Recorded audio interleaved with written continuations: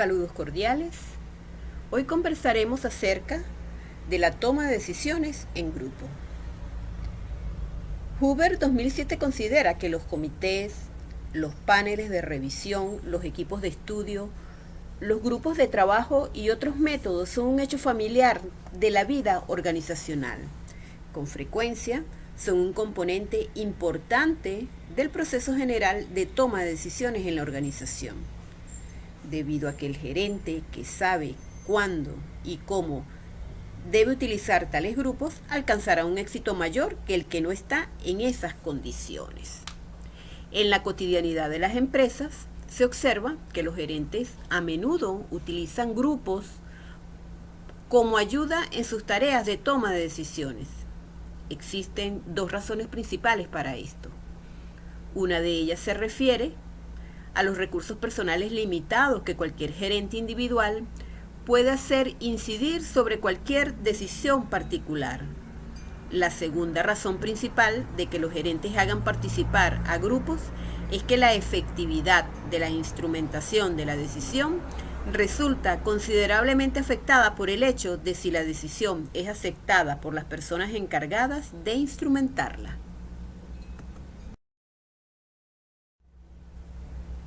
Ahora bien, ¿en qué consiste la toma de decisiones grupales?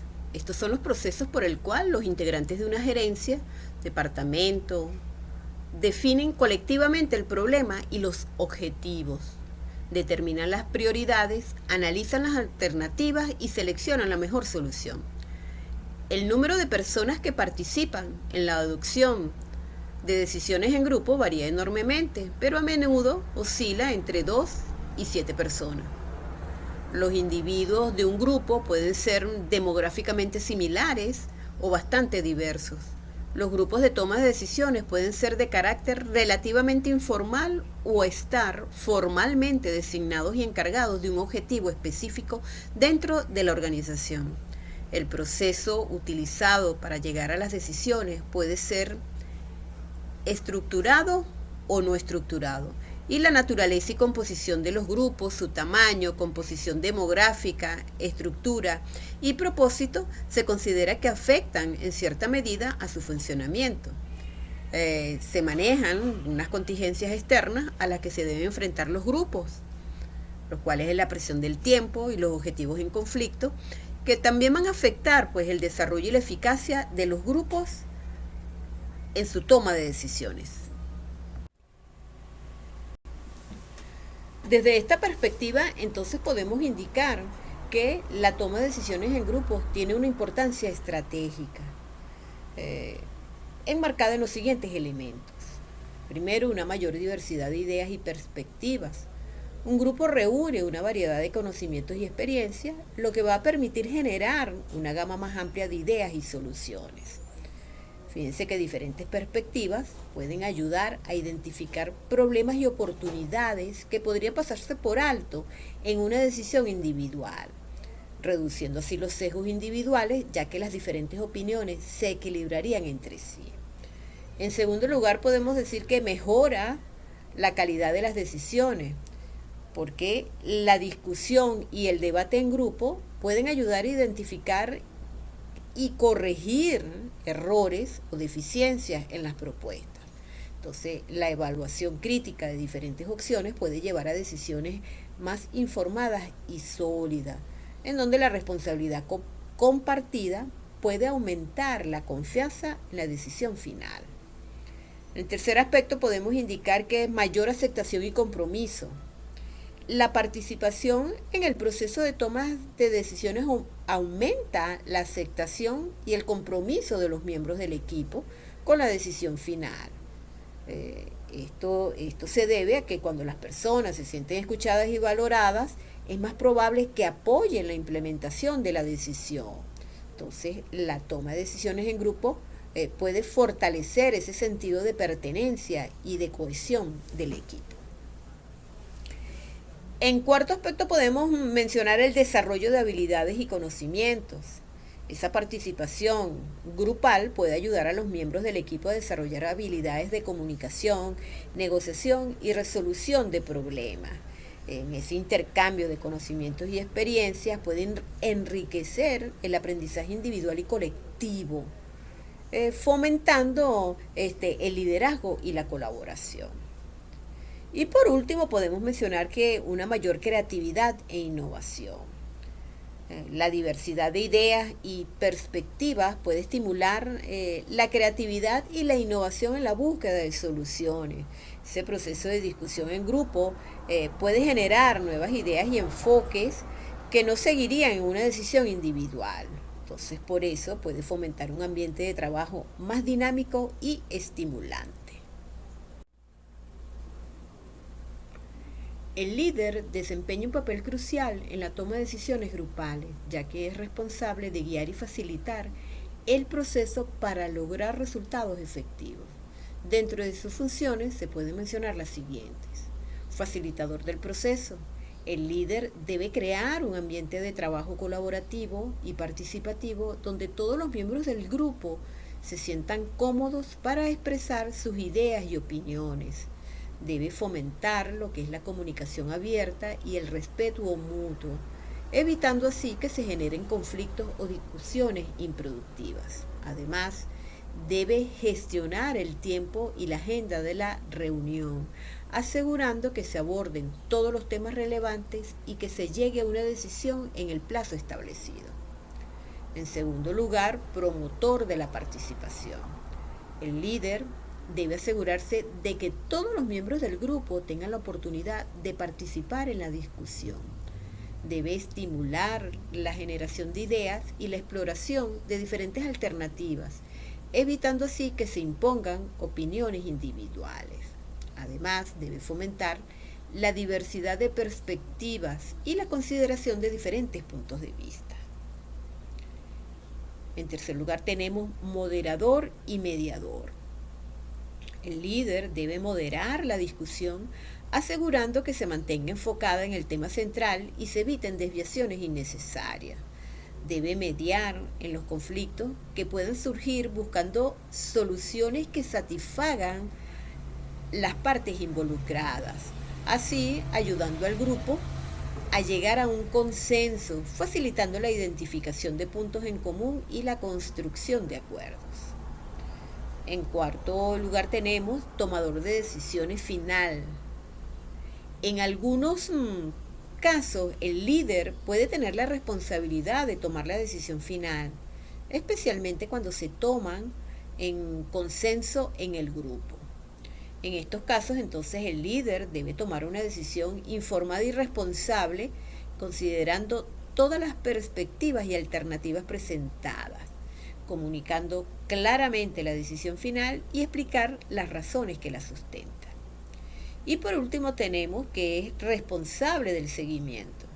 El líder debe asegurarse de que la decisión tomada se implemente de manera efectiva, es decir, establecer un plan de acción, asignar responsabilidades y establecer plazos para el seguimiento. Asimismo, debe monitorear el progreso y realizar ajustes cuando sea necesario. A continuación presentamos una breve lista de las tareas que normalmente se asignan a los grupos que ayudan en la toma de decisiones. Tenemos en primer lugar análisis del problema. Entonces aquí los grupos con frecuencia se encargan de identificar y definir un problema y diagnosticar cuáles son sus causas. La segunda actividad, identificación de los componentes de la situación de decisión. Y esta tarea está principalmente asociada con el desarrollo de los 3 tipos básicos de información utilizada en la toma de decisiones. Esto es, con la identificación de alternativas, criterios y condiciones futuras. Tenemos una actividad 3, estimación de los componentes de la situación de decisión, que consiste en que una de las tareas que los gerentes delegan con frecuencia es el desarrollo de estimaciones.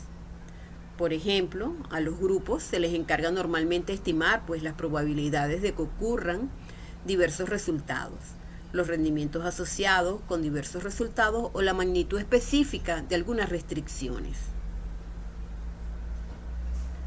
Como cuarta, tenemos el diseño de alternativas. Esta tarea por lo general implica un elevado nivel de interacción entre los miembros del grupo.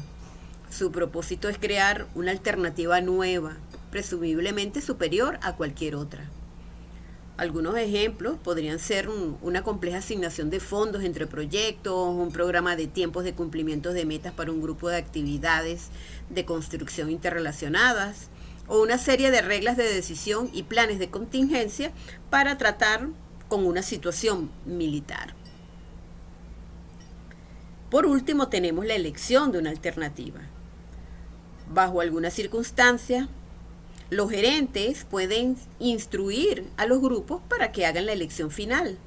En otras, se hace responsable a los grupos solo de una de las tareas que acabo de mencionar y no participan en la selección final de las alternativas. Por otra parte, escoger las restricciones o las estimaciones de probabilidad que se utilizarán en la elección son tareas del grupo que implica el mismo tiempo de esfuerzo de valoración que hacer la elección final. Así que en muchas situaciones los grupos son auxiliares en la toma de decisiones y además son también grupos de toma de decisiones. De acuerdo con Huber, las ventajas en las tomas de decisiones están determinadas en tres aspectos principales. La primera, que el grupo podría tomar mejores decisiones que cualquier persona por sí sola, incluyendo el gerente. La segunda, el grupo puede ser más efectivo posteriormente en la instrumentación de decisiones si los miembros participaron en la toma de decisiones. Y la tercera, la participación en el proceso de decisión puede ser una técnica útil para capacitar y desarrollar a los subordinados. Un argumento de apoyo es que los grupos tienen más información y conocimiento. En situaciones en donde la información necesaria no está fácilmente disponible, como es el caso en donde una idea nueva o un hecho poco conocido pues son críticos para la solución de un problema, la probabilidad de que la información exista en un grupo es mucho mayor pues que la probabilidad de que exista en la mente de cualquier persona. En situaciones en donde existe la necesidad crítica de conocimientos acerca de cómo reunir la información, es más probable que la experiencia previa exista dentro de un grupo, a que tal experiencia esté en los antecedentes de una persona. Como la contracara de la moneda, podemos decir que también la toma de decisiones en grupo tiene sus desventajas. Podemos mencionar 4 grandes desventajas. La primera, los grupos tienden a consumir más tiempo personal en tomar una decisión que un individuo. En segundo lugar, tenemos que los grupos a veces toman decisiones que no están de acuerdo con las metas de los altos niveles de la organización. En tercer lugar, tenemos que los miembros de la organización pueden esperar que se les haga participar en todas las decisiones, por lo que se resistirán a las decisiones que se toman en forma apropiada, pero unilateral, por los altos niveles de la organización. Y por último lugar, tenemos que los desacuerdos entre los miembros pueden ocasionar que el grupo sea incapaz de tomar una decisión, con lo cual se demora el progreso en la solución del problema y se producen malos entendidos entre los miembros del grupo. Antes de pasar al siguiente punto, que vienen siendo las técnicas utilizadas para la toma de decisiones en grupo, es conveniente reflexionar acerca de estas dos preguntas. ¿En qué consiste la toma de decisiones en grupo y cuál es su importancia? La toma de decisiones en grupo es un enfoque colaborativo en el que las personas discuten, analizan y evalúan colectivamente diferentes opciones. ¿Para qué? Para resolver problemas y encontrar las mejores soluciones. Se utiliza en diversos contextos como reuniones de empresa, ajustes académicos, organizaciones comunitarias, grupos sociales, entre otros. También se conoce como colectivo proceso de toma de decisiones, el cual se caracteriza por el intercambio de ideas, perspectivas e información entre un grupo. Los miembros del equipo colaboran mientras exploran posibles soluciones y métodos de resolución de problemas para alcanzar un consenso o acuerdo mayoritario. Por ejemplo, un pequeño grupo puede trabajar conjuntamente para analizar un problema específico de su organización, completado con sesiones de lluvia de ideas y reuniones dinámicas. En cuanto a la importancia de la toma de decisiones en grupo, radica en ir más allá de la brillantez individual y utilizar la inteligencia colectiva para fomentar la innovación y el intento correcto. Algunas de las formas en que las técnicas de toma de decisiones en grupo benefician a los equipos y a las organizaciones se pueden mencionar, que mejoran la resolución creativa de problemas y agilizar los procesos dentro de su organización, aprovechando las ideas de todos los miembros del equipo, no solo de los líderes y expertos. Aumentar la participación y el entusiasmo de los miembros del equipo y las partes interesadas, haciéndoles partícipe y haciéndoles sentir respetados. Mitigar los riesgos e identificar los posibles escollos con antelación, explorando varias perspectivas sobre los pros y los contras de cada opción. Y también aprovechar los puntos fuertes y la experiencia de sus recursos humanos, compartiendo con todos el proceso y las responsabilidades de los métodos de toma de decisiones. En un mundo donde la incertidumbre y la rapidez del cambio son constantes, las técnicas grupales ofrecen un marco estructurado para abordar desafíos complejos. Permiten superar las limitaciones de la toma de decisiones individual al integrar conocimientos y experiencias diversas. Al mismo tiempo, promueven un sentido de pertenencia y compromiso crucial para la implementación exitosa de las decisiones. A continuación, se explorarán las técnicas grupales más relevantes, analizando sus características, aplicaciones y beneficios, desde la clásica tormenta de ideas hasta la sofisticada técnica Delphi. Cada herramienta ofrece un enfoque particular para la toma de decisiones. El objetivo es proporcionar una visión integral que permita a los líderes y equipos elegir la técnica más adecuada para cada situación, maximizando así la eficacia y el impacto de sus decisiones.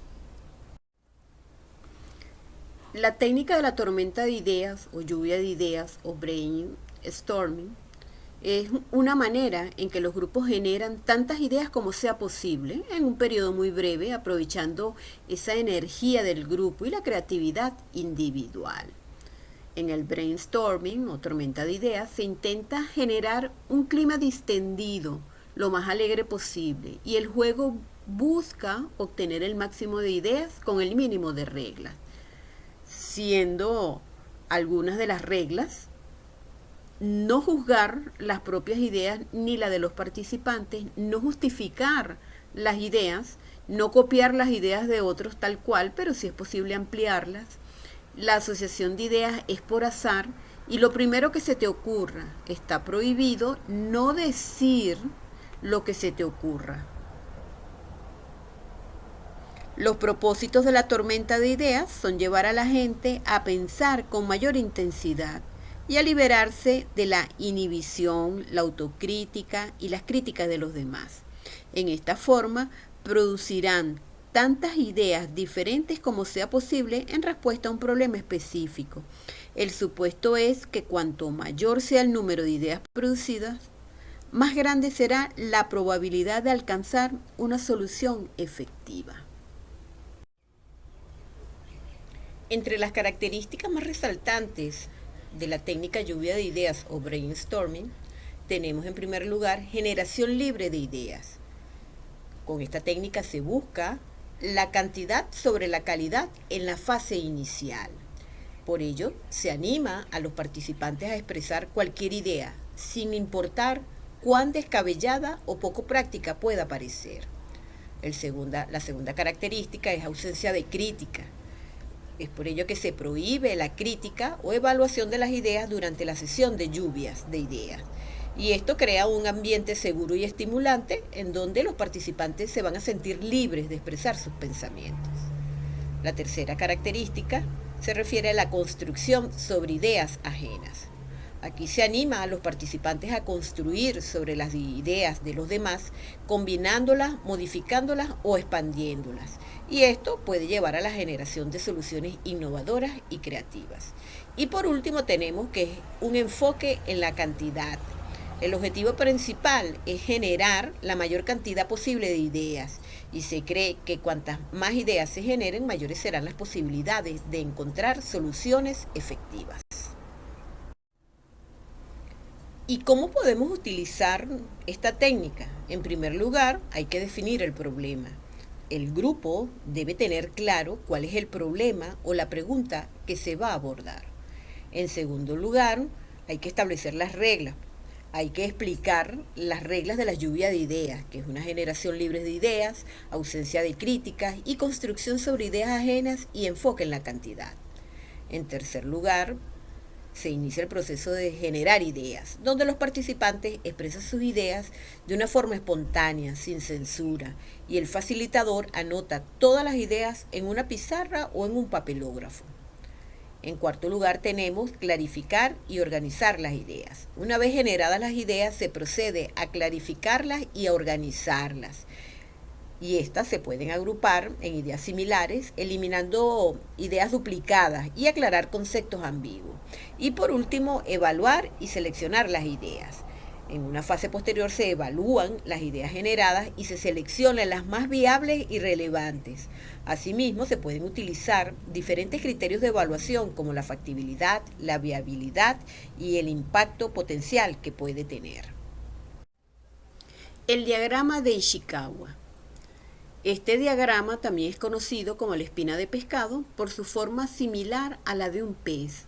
Es una representación gráfica muy sencilla en la que puede verse de manera relacional una especie de espina o línea central en horizontal, la cual representa el problema concreto a analizar. A través del método Ishikawa tenemos aglutinadas distintas variables y o categorías que podrían ser consideradas como origen y causa del problema en cuestión. El diagrama de Ishikawa identifica un problema y luego enumera un conjunto de potenciales causas que lo hayan podido provocar. Así, lo que Kaoru Ishikawa consiguió con esta metodología es de disponer de un diagrama muy atractivo a la vista y donde se ordenan de una forma clara, amigable y sencilla las posibles causas de los problemas que surgen en cualquier proceso de la empresa. Esto nos puede ayudar a conocer los motivos de las debilidades de la empresa y poder darles soluciones. ¿Cómo hacer un diagrama de Ishikawa? Bueno, en primer lugar, vamos a dibujar un diagrama en blanco. Se escribe en la parte derecha lo que simularía la cabeza del pez de manera clara y breve el problema a analizar. Identifica y describe las categorías apropiadas para el problema concreto. Se pueden usar las 4 básicas a las que hace referencia Ishikawa o añadir nuevas.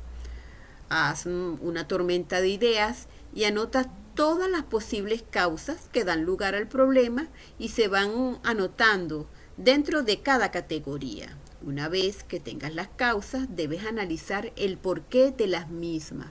Así se detectan las causas principales y las subcausas. Ya tienes detectadas las causas y subcausas, por lo que ahora tienes la capacidad de seleccionar aquellas causas que tienes posibilidad de corregir y aquellas que están fuera de tu alcance. ¿Qué es una técnica del grupo nominal? La técnica del grupo nominal es un enfoque sistemático para facilitar la lluvia de ideas grupal. Se trata de un método estructurado y colaborativo. ¿Para qué? Para generar y priorizar ideas y alcanzar un consenso justo. Es esencial para quienes buscan mejorar sus habilidades de facilitación y mejorar la dinámica de grupo. Comienza con la generación individual de ideas, seguida de una puesta en común por turnos para recopilar y exponer todas las ideas.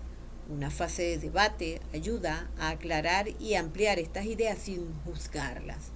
Los participantes votan o clasifican las ideas y los resultados se contabilizan para crear una lista priorizada.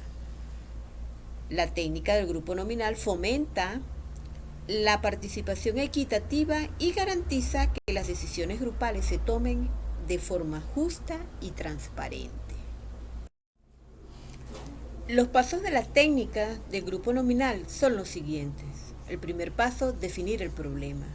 Hay que comenzar por plantear claramente el problema, la pregunta o el asunto que constituye el tema de la lluvia de ideas. Hay que asegurarse de que todos los participantes comprendan el planteamiento del problema.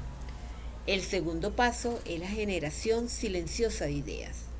Aquí, cada miembro del equipo piensa en silencio en soluciones o ideas relacionadas con el problema y anota tantas como sea posible en un plazo determinado, normalmente de 5 a 10 minutos. Esta fase de lluvia de ideas individual fomenta el pensamiento imparcial. El tercer paso es distribución por turno. En este paso, cada participante por turnos expone una idea en voz alta. El facilitador registra cada idea en un rotafolio o soporte similar. No se permiten discusiones ni preguntas aclaratorias durante esta fase. El cuarto paso es discusión. Aquí, tras compartir todas las ideas, el grupo participa en un debate. Entonces, el objetivo es aclararlas, contextualizarlas, explicar la lógica o el análisis, plantear y responder preguntas y expresar acuerdo o desacuerdo. Las ideas pueden agruparse en categorías o reformularse, pero solo con el consentimiento de su creador. Entonces, las ideas pueden eliminarse de la lista por acuerdo unánime o cuando se identifiquen duplicaciones. Y por último, priorización. El grupo prioriza las ideas registradas sobre la pregunta original. Esto puede hacerse mediante técnicas como la votación múltiple o la reducción de lista. La solución con la puntuación total más alta suele ser la elegida como decisión final. Otras variaciones pueden consistir en estimar el trabajo necesario para implementar cada solución, asignándole un valor en puntos, donde una puntuación más alta indica mayor trabajo. Entre las ventajas y desventajas de la técnica de grupo nominal, te pueden mencionar los siguientes. En ventajas, genera un mayor número de ideas que las discusiones de grupos tradicionales. Equilibra la influencia de los individuos, limitando el poder de los líderes de opinión, especialmente ventajoso para su uso con adolescentes, donde los líderes de los compañeros pueden tener un efecto exagerado sobre las decisiones del grupo, o en reuniones de colectivos donde los líderes establecidos tienden a dominar la discusión. Disminuyen la competencia y la presión para conformarse, basada en el estatus dentro del grupo. Anima a los participantes a enfrentarse a los problemas mediante la resolución constructiva de los mismos. Permite al grupo priorizar las ideas de forma democrática y suele proporcionar una mayor sensación de cierre que de lo que se puede obtener mediante la discusión en grupo. Dentro de las desventajas, se pueden mencionar que requiere preparación y que minimiza el debate y por tanto no permite el pleno desarrollo de las ideas, por lo que puede ser un proceso menos estimulante que otras técnicas. Otra de las técnicas utilizadas es el diagrama de Pareto. Un diagrama de Pareto es una técnica que permite clasificar gráficamente a la información de mayor a menor relevancia, con el objetivo de ¿qué? De reconocer los problemas más importantes en los que debería enfocarse la organización para solucionarlos. Esta técnica se basa en el principio de Pareto o regla 80-20, la cual establece una relación de correspondencia entre los grupos 80-20, donde el 80% de las consecuencias provienen del 20% de las causas.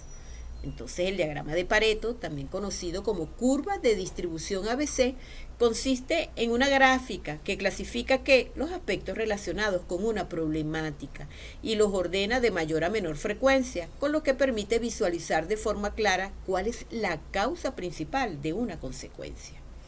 Entonces, la función del diagrama de Pareto es que las organizaciones puedan reconocer cuáles son las necesidades más importantes a las que debería dirigir sus esfuerzos y no malgastar recursos en asuntos poco relevantes. Y de ahí la importancia de siempre hacer un análisis de los datos.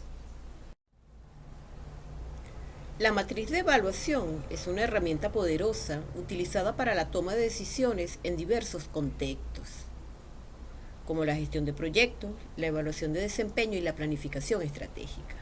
Una matriz de evaluación es una herramienta que permite analizar y comparar diferentes opciones o alternativas de manera sistemática.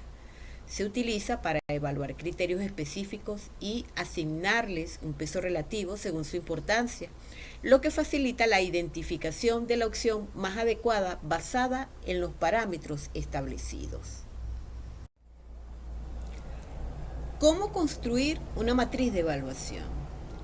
La construcción de una matriz de evaluación implica varios pasos que se mencionan a continuación. Paso 1. Definir los criterios de evaluación. El primer paso en la construcción de una matriz de evaluación es definir los criterios que se utilizarán para comparar las opciones. Estos criterios deben ser relevantes para el objetivo de la evaluación y deben estar claramente definidos para asegurar que todas las opciones sean evaluadas de manera consistente. Paso 2. Asignar ponderaciones. Una vez que los criterios han sido definidos, se deben asignar ponderaciones a cada uno. La ponderación refleja la importancia relativa de cada criterio en el proceso de toma de decisiones. Por ejemplo, si uno de los criterios es la rentabilidad y se considera más importante que otros, se le asignará una mayor ponderación. Paso 3. Evaluar las opciones. Cada opción o alternativa se evalúa en función de ¿qué? De los criterios definidos. Esto puede implicar la asignación de puntuaciones numéricas o cualitativas, dependiendo del tipo de evaluación que se esté realizando. Es importante ser objetivo y consistente en esta etapa para asegurar una evaluación justa. Paso 4. Calcular las puntuaciones finales. Una vez que todas las opciones han sido evaluadas, se calculan las puntuaciones finales. Esto se hace multiplicando las puntuaciones obtenidas en cada criterio por la ponderación asignada a ese criterio y sumando los resultados. La opción con la puntuación más alta generalmente se considera la más adecuada. Y paso 5, analizar los resultados. Finalmente, se deben analizar los resultados para tomar decisiones basadas en la matriz de evaluación. Este análisis puede revelar cuál opción cumple mejor con los criterios establecidos y, por lo tanto, cuál es la mejor alternativa a seguir. En cuanto a la técnica de árboles de problemas, es una técnica participativa que ayuda a definir problemas, causas y efectos de una manera organizada, generando un modelo de relaciones causales en torno a un problema específico. Se origina con la identificación del problema más importante, que constituirá el tronco del árbol. Luego se identifica sus causas, que son las raíces del tronco, y las consecuencias, que son los frutos. En las raíces se expresan las causas y orígenes del problema central. Pueden jerarquizarse, ordenándose en causas principales y secundarias, y el mismo proceso se realiza con las consecuencias.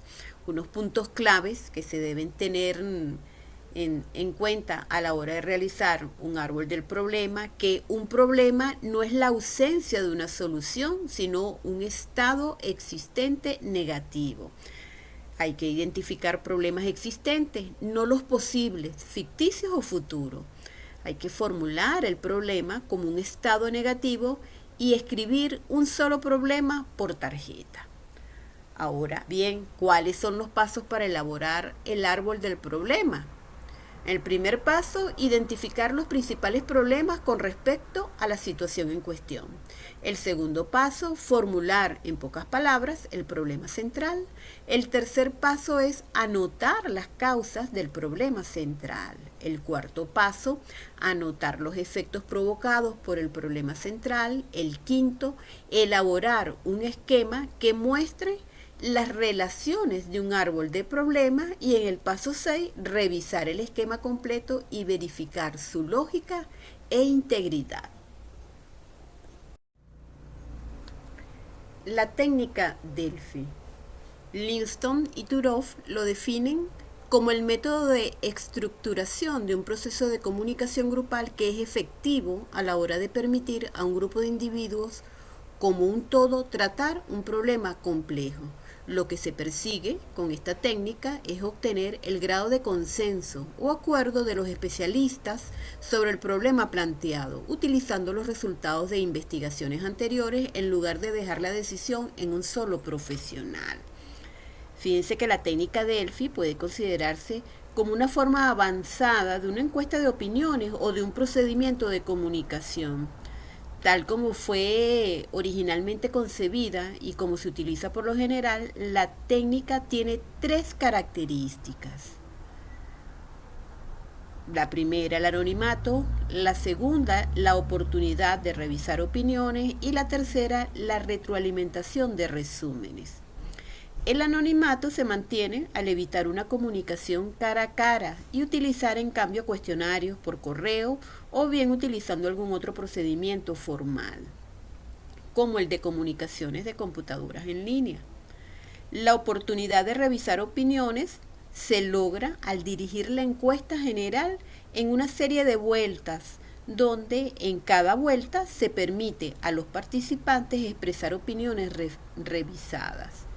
Y la retroalimentación estadística se obtiene al proporcionar a los participantes un resumen de las respuestas de la vuelta anterior antes de solicitar sus opiniones revisadas.